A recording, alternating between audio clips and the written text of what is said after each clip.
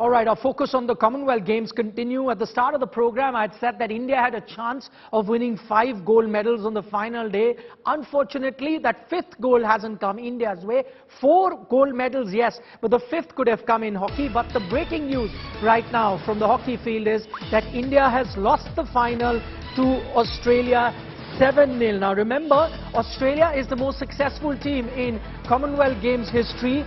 Previously, before this, there were 6 times in Commonwealth Games edition where hockey was a part of these games, and on all those 6 occasions, Australia ended up with the gold medal, and that chain has continued. That record has been maintained because Australia have won their 7th gold medal in the Commonwealth Games.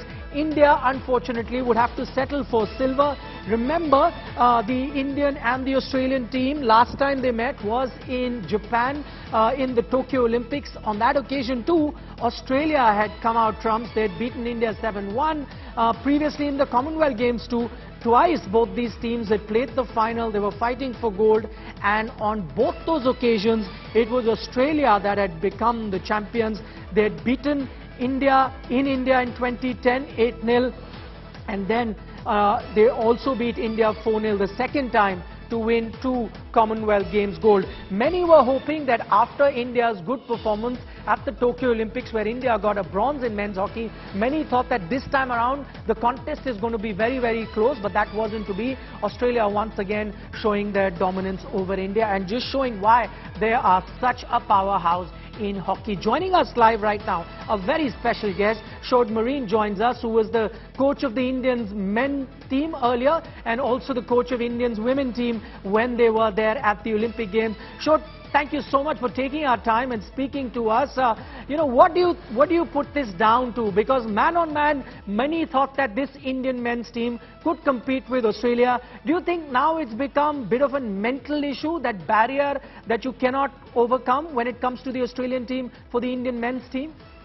Yeah, good evening. No, I think like in the Olympics it happened the same, but now this is the second time it happens, and of course it's a big score. But I know the coach very well, of course, and the team, they will take their learnings from this, and it will help them for getting closer to the to the podium for the golden medal, because at the Olympics already they have bronze, and the next step is the gold at the Asian Games, at the next Olympics. And this will help them, because when you play against such a good team, you will know what your learnings are and what you have to improve. And it's sometimes really hard, and that's also sport. But it's now about, okay, what do you do with this? Do you feel like it's a good example with the women. They lost from Australia with the shootouts. Again losing with the shootouts, but immediately they changed their mindset, and the next match they won against New Zealand with the shootouts, and that could be the same. And I think that's for the men exactly the same. What are the learnings from this match? You can't change the result anymore. One thing, Shod, that we see with this Indian team when they come up against Australia is the difference in how Australia defend. Today too, they gave away no penalty corners. We've seen that Harmanpreet can be dangerous from penalty corners, but Australia weren't giving chances. They did not concede a penalty corner to India. How do you think Australia managed that? Is that a man-to-man defense that they play, or the zonal defense that they play? What is it that they do to ensure that India don't even score a goal? Yeah, they're very good in their man-to-man playing, and they're very close to the attacker. The attacker doesn't get any time.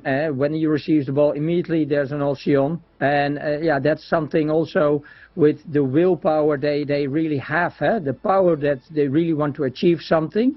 And I'm not saying the Indian men didn't, absolutely not. But the way the Australians are expressing themselves, you really can see it as you're watching the television, how they're doing. And that is something they are one step further than the Indian men. But that doesn't mean the Indian men can't do it. I played also matches against Australia with the men, and that we were the better team. So, today it was not their match. All right, Shod, thank you so much for joining us and sharing your thoughts, giving us that perspective and the reasons why Australia have been so dominant against India.